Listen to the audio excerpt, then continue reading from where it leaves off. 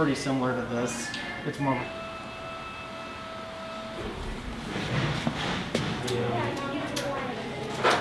because like with my projects, it's always like white trim, gray floor, gray paint. You know what I mean?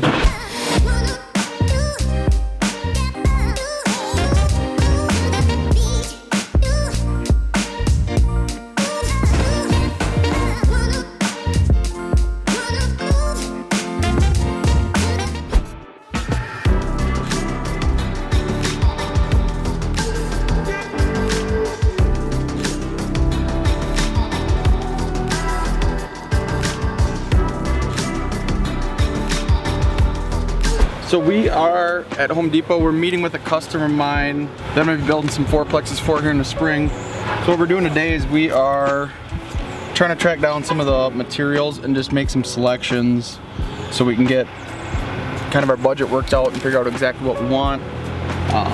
Get some stuff ordered. Stuff for exterior, and then I typically get this cheaper like hauling closet here, and then the bed and bath right here. Obviously that's a heck of a lot more expensive because that's 3 times the price as well. Like you can probably get them like $6 or $7. Or... So that's what I'm saying. Like if you custom order that door, it's $2,500. Okay. Yeah, let's do that then. So, I'll just look into getting that. That's going to be the cheapest. I mean, efficiency-wise for material and for installation, I would assume that we'd be seeing some back-end cost savings on that stuff. Yeah. Like this is buttoned. I'd rather just, you know, for the same price, almost we can get like the heat sense, and this is so much. Like this dishwasher right here is perfect. I'll probably be able to get these ones. Yep. Is it just one? You're just doing like. So like for the slider windows, you're just doing one big one. Just one. That covers up the entire thing. Okay. So we can do the recessed ones on that part we put, that soffit we added. Yep. So that'll cover the entire front, right? Yeah. Because then we just need one for the back. So that meeting with Nick was really good. You know, what we're doing is we're getting all the exact numbers figured out for the fourplexes that I'm building for him.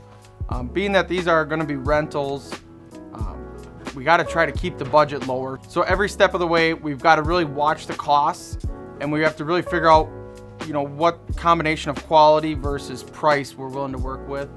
And that's where figuring out exactly, you know, the quantities of what we want. We can check the bulk pricing and see if we can get a little better quality stuff for a little better price. Yeah, the blades are freaking sweet, aren't they? Yeah. We have a house in River Falls we're doing a landscaping job on and the full remodel on. We have a 1977 F100 dump truck restoration project, and that kind of took up the whole week. Today we've so far unloaded a whole bunch of siding for somebody. Otherwise we've been installing exterior doors, and the rest of the day we're actually going back to that project in River Falls, and we're actually doing some plumbing since we got rained out on the front side today. So finishing up plumbing, whatever left trimming we have, some closet doors, and that's probably on the agenda today. I'm putting doorknobs on here so the wind don't blow the doors open. All the plugs? No, just the bag kits. Yeah. Is what I was looking at. Right? I had them. No, they got the corner pads.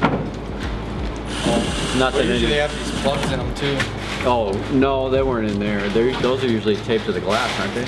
So Jeremy, the trim carpenter, just left. He had to stop up here this morning just to install the 3 exterior doors, and we had to get those in so that we could do the drywall and the siding. Both of those butt right up to the exterior doors.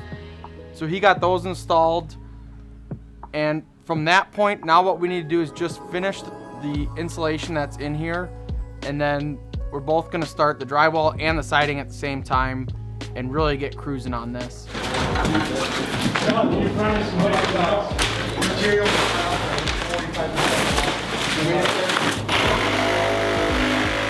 Started last Wednesday with taping all the studs and getting it prepped.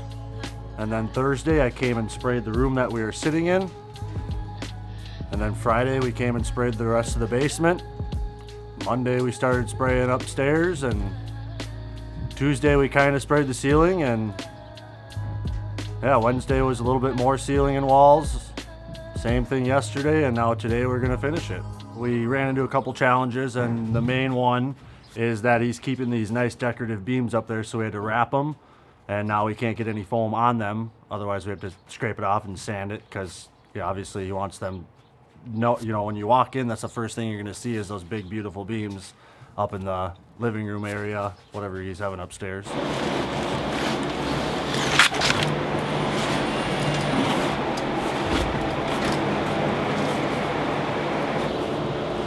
I mean, they could probably, they could come off. We're done spraying anything in here in the whole basement. I mean, you're not gonna get foam from up there down into here. Yeah, no way. Zero chance.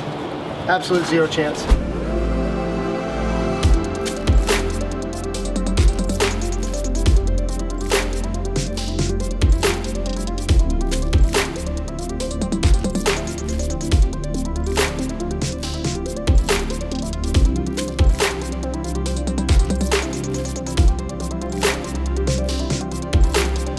So this week at the Mega Cabin, what we've got done is basically started Monday, we started spray foaming. It's taken a little more time than we thought to do the spray foaming up here. We've had a few setbacks with some of the different kinds of foam we've tried for the roof that we're doing. Basically that's Monday. Today, we moved all the way ahead now till Friday, and we're just finishing the insulation right now. Really the big issue that I'm running into right now is Home Depot was supposed to deliver the drywall, and the drywall delivery fell through. So Monday they want to deliver the drywall, or they want to start hanging the drywall. So basically now it's on me to start hauling the drywall all up here with the trailer. So I've hauled basically a third of it, and I've got 2 more trips.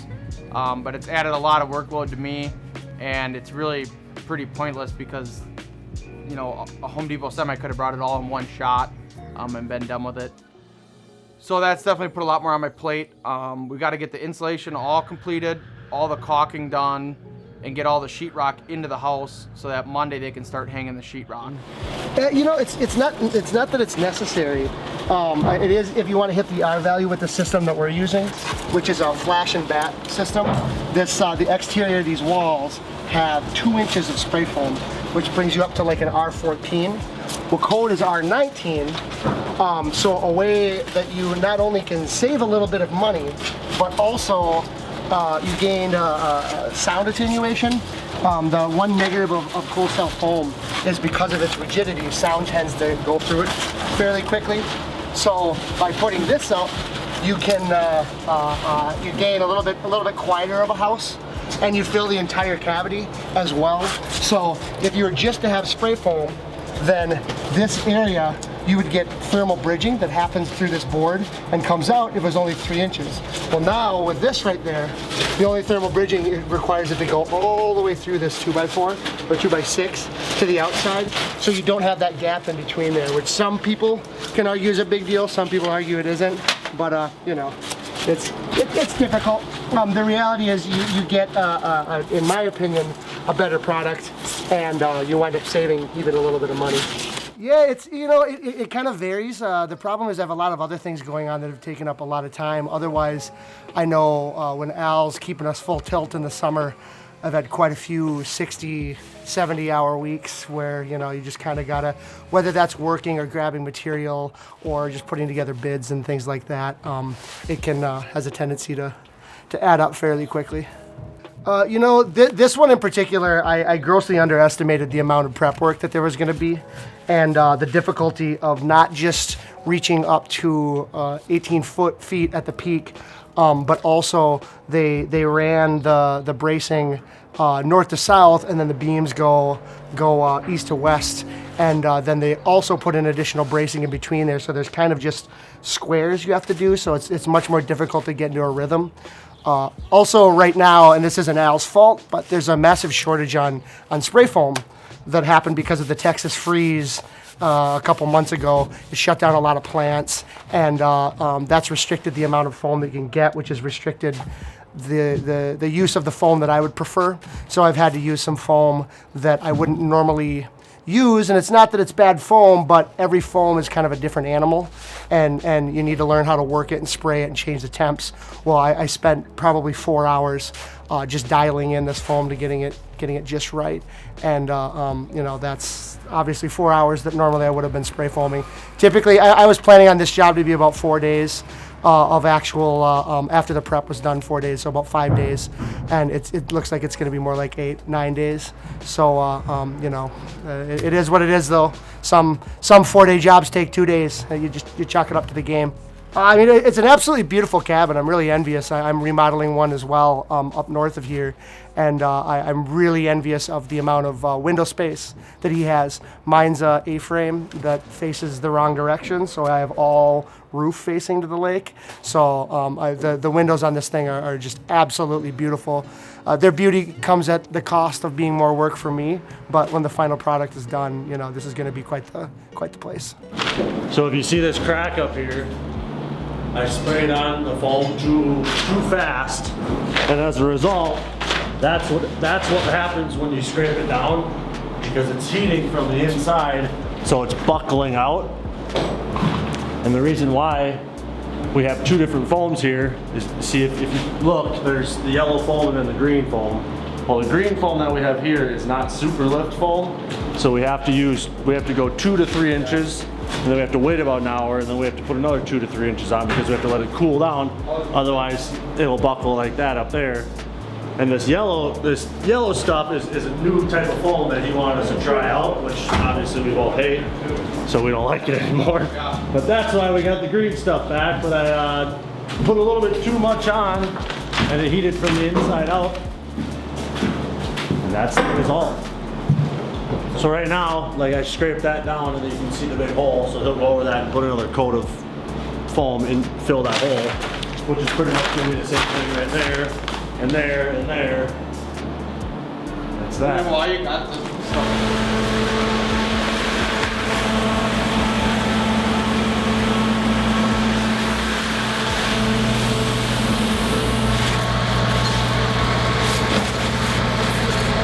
Attempting to keep this hose from getting too muddy. This hose it doesn't just carry the material from the trailer where it's all kept and heated. Inside of here, 2 different hoses, an A and a B, and then wrapped around those are heating coils with thermostats on them, because it needs to be kept at such a consistent temperature that you need this entire thing to be heated all the way up to the gun. You can see that's why this insulated padding is on there, because otherwise by the time it left that machine at the 98 degrees that this particular product needs, by the time it got up to the gun, it would probably be down at 55 degrees and you wouldn't get the product that you want out of it. And as somebody runs a business, you wouldn't get the yield that you want out of it.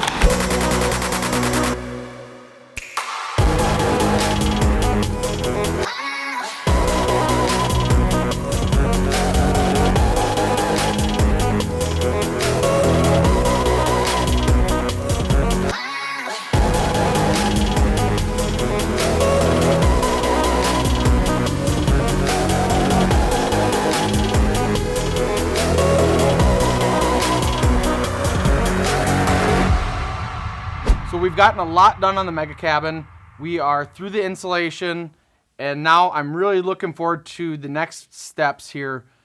These are some of the most rewarding steps in any building project, and that is the siding and the drywall. So you basically go on the inside, you go from a fully exposed frame house where you can see all the plumbing and the electrical and everything, to covering everything up and really starting to get a feel for what the finished interior is going to look like. And the same is true for the siding. Since we've started building this, I've been looking at, either plywood or the house wrap. And this is where it really starts to take shape as the finished form on the outside as well as on the inside. So it's kind of an exciting week here that we have coming up on the mega cabin, because we're really going to make a lot of progress in what seems like a really short time. But it's taken a lot to get to this point. But now that we're at this point, things are really going to move along quick. So next week, what we have on the docket for the mega cabin is the siding, the decks. So we're going to have the full wraparound deck put on, and all the deck boards and the railing. And then the drywall, which takes about 10 days. So that'll be about a week and a half to get all of the drywall done. And that's what we're really looking forward to next week. And we're going to get the whole thing captured for the next episode.